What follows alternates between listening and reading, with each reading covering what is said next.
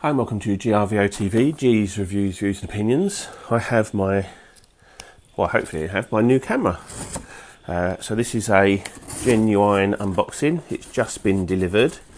So I'm going to quickly, with my lovely sharp National Geographic Swiss Army knife, get into it.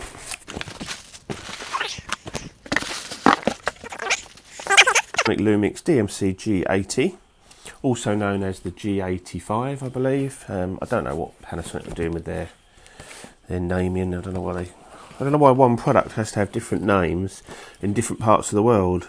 Very excited about this camera because this is I've sold my G6, I've sold my GX8, and I've sold my GX80, which I really did love the GX80. So it was a bit of a tricky one, selling that camera,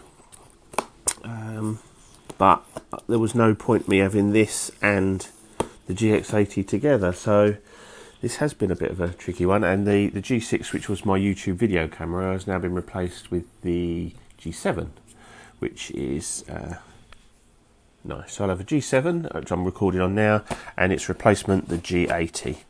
I have, in the UK, they're doing a deal where you can get the battery grip for free, but you can't actually ask for it until you've had this for 28 days. So in a month's time, I'll have a review on the battery grip, which is a bit of a pain, but I think the battery grip costs nigh on 200 quid.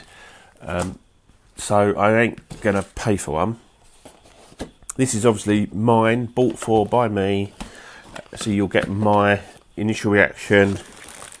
Oh, nice thick strap, much thicker than your usual, which is nice. Not that I ever use them. That will go back in the box.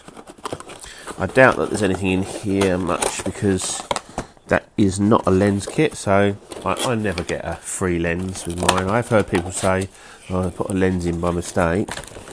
Right, so we've got the charging lead and the mini USB. So this is a charging dock camera, so I don't suppose there'll be charging in camera for this one, unlike the GX80, which was actually quite nice to have that feature. So this is a charging dock one, and the battery is the BLC12E, which is the same as what I'm using anyway. So I'll put that back in there. So there's the battery. Let's get the camera out. I don't know if anyone's interested on what's on the box. I guess not. Just makes a big deal out of 4K. A couple of the features I'm really interested to use on this is the macro stacking. I'm going to do a little bit of macro with this. Right, so let's get that out of the way and let's have a look at the camera. First impressions, it feels definitely heavier than the G7. Because it has got a magnesium alloy front chassis and obviously the weather sealing, so it's going to be a bit more chunky. And it's like it's a familiar friend, really. Nothing stand out. The grip, as I've said before, with this camera sort of suits all that slightly different around the back there. And that's not quite as good, I'd have to say, as the G7. Don't know why they've done that. They've changed that, I suppose, so you can't knock it by mistake. You have to get in there, but that's fine. The AE lock, I have that as AF on button. That's in the right place for your thumb. Function, record, dial, front dial nice, rear dial nice, mode dial nice, and it's a real clunky click. You're never going to knock that by mistake. That's nice. Mode dial over the other end. Again, real nice, much stiffer now. So you're never going to click those. They don't need locking buttons on them, so that's good. The one thing I did notice, which is a bit of a negative, was the mic jack has been moved to here. So when you have the screen open, like I've got it at the moment, the mic, and you've got it facing towards you, the mic is going to be right in front of the screen. Now on the G7 that I'm working on now, it's above, it comes out of here, so it's above, and on the G6 that I had before, it actually came out of the front, like that. So they've gradually moved it into a worse position, and that's the worst position it's in now, so that's a bit of a negative. Screen is lovely, what you'd expect. I'm just going to pop the battery in Don't know if there'll be any charge in it, but there might be a little bit. Goes in there nice and snug. Yeah, weight wise, absolutely fine. I'm liking it. No issues with that. We've got a pop-up flash. Pops up and forward. Nice. Okay, let's just pop my lens on. That's the 12 to 35 Panasonic 2.8 Pro. Suits that really nicely, actually. That's feels nice and comfortable. Yeah, we're definitely heavier than the G7, quite a bit heavier than the G7. But when I say heavier, I'm not sort of saying, oh my god, it's heavy, because the G7 weighs virtually nothing. This feels substantial in the hand, but it's not like, oh, I'm going to struggle to carry that all day. You know, it's going to be absolutely fine carrying around all day. I can imagine that with the battery grip on, I think that's going to be quite nice. It won't hopefully make it too big. SD card, I've noticed, has moved to the side now. The only shame about that is that they didn't, when they moved it, they didn't put 2 cards in, but I can understand they're sort of that's the GH4, GH5 series that has the dual card slots, but that would have been nice to sit in a dual card slot. But it's much better having the slot on the side rather than having to open the battery tray up every time you want to get the SD card out. It's got its own door now, which is quite nice. The function buttons are all the same as what I'm used to on the G7, laid out beautifully. They've given you a little indentation there, and the reason they've done that is because before, and I had this on, I think it was the GH4 that didn't have that. When you're opening the screen up, that's fine, like that. When you've got the battery grip on that comes across here, it made it quite fiddly. So what they've done is they've given you a little, so if you do have the battery grip on, you can still get the door open nicely, or the screen open nicely.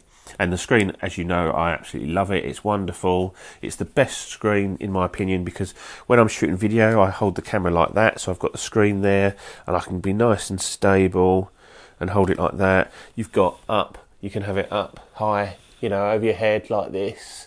You can have it down low. You can have it like that when you're shooting portrait and up. You can tilt the screen exactly how you want it or need it. You know, you can have it like this. You can have it flat on the back, or if you want to protect it a little bit, you can have it closed on the back and use the EVF. There is a function on here, like a battery saving function, that lets you shoot up to about 800 shots. So it gets over that issue with battery life with these. Not that it's ever been a problem on the G7, but this one gives you that option, which is nice. Just going to flick it on, see if there's any power on the battery. I've got a little green light there. Now, one thing I was interested to see was they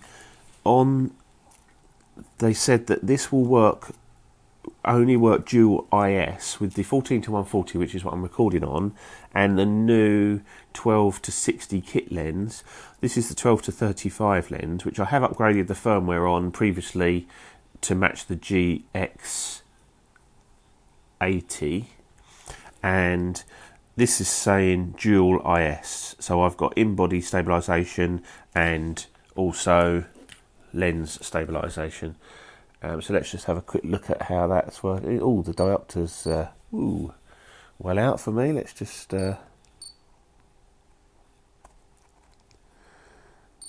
beautiful. Wow. Well, the first thing I noticed straight away is this EVF is beautiful, and it's much bigger, it's bright, it's quick to refresh, there's no lag. Oh, it's lovely. And again, just listen to the autofocus. This is why I'm not saying that professionals necessarily need to use these cameras or whatever, and I understand about people using the Fuji system when they say, they like to slow down, use dials and functions and all that. But for an everyday camera, for a family camera, for a semi-professional, for a videographer that wants to take a few stills, the responsiveness is astonishing in these. And I didn't understand why it was so much why I liked my G7 my GX7 so much. And it dawned on me one day, it's the responsiveness, and they've got better and better. The GX8 was better, the GX80 was even better, and this is on par with the GX80. It's so fast and so instant, it's ridiculous. It's what you want. It's like, I want to take a picture of that, bang, done. You know, let's wait for the autofocus to lock on. Right now it's got it. I mean, I'm shooting on a really awkward scene there, but the thing I want to focus on is there's like a leopard thing there, and I'm focusing on the head, and bang, every single time there's loads of stuff in the screen that it could focus on, and it's bang, straight on the head every time. So yeah, I can't speak enough about the the speed of it, and the image stabilisation is spooky. That looks to me like I'm holding it on a tripod. I know I'm not holding that steady, but that looks to me like I've got it on a tripod. That is beautiful, and that's what I wanted. You know, I'd always said, if they put that image, the IBIS, in the G7, that's the camera for me. And they've done that and more. They've given me the focus stacking for the macro. I've got the post focus. I've got 4K video. I've got weather sealing now, so that kit with that lens is now weather sealed. I think my other lenses won't be weather sealed, but you know, it's something at least. And that is my sort of walk around kit. I put the 45 1.8 on here, Olympus, and that's going to be image stabilised now on this body. It's just, yeah, it's absolutely, I'm loving it. I can't see what more I want in a camera than this, to be honest. Other than, I know you always want more, but if they put dual card slots in, I'd be struggling over dual card slots as to what more I would want. The 16 megapixel sensor, which is the same as the GX80, is astonishing, and people can bitch and moan about Micro Four Thirds being such a small sensor all they want. It's of no interest to me. I get stunning image quality out of this. I could easily get shallow depth of field when I want it. First impressions, absolutely fantastic, absolutely love it. I'm trying to think of negatives. Negatives are, if you want a camera that looks funky, or if it looks like a Fuji, if you want something that looks smart and lovely, then this is not the camera for you. It just looks like an SLR, a mini version of an SLR. You know, it's not, you don't look at it and go, oh, that's stylish and all that. It's functional. To me, it looks okay, it looks fine. It's not going to grab anyone's attention, which I quite like. That's why I got the all black one. I think there is a titanium looking or a silver topped one, but I just wanted the stealthy version, to be honest, and it's absolutely fine. It's it's not a camera that you want to buy and be seen with, put it that way. So if you want a nice Fuji and you want a camera to be seen with, that's fine, and I understand that, because I understand that if you like the look of something, you're more likely to use it. I get that completely. I had that experience with the Fuji recently, although it was horrendous at autofocus. But this, it just fits me perfectly. I'm not saying it will fit you perfectly. You need to try it. But for me, this is like the camera that was made for me, and I absolutely love it. I thought I would, and I'm gonna take it out this afternoon, take it up the zoo, because that will give me fast moving, slow moving subjects, indoors, outdoors, low light, lots of light. So that's going to gives it a really good test when you take it to the zoo, and obviously we'll be looking at the image quality and stuff. But so far, absolutely loving it. The EVF, beautiful. That is the real biggest upgrade that I can see so far on this.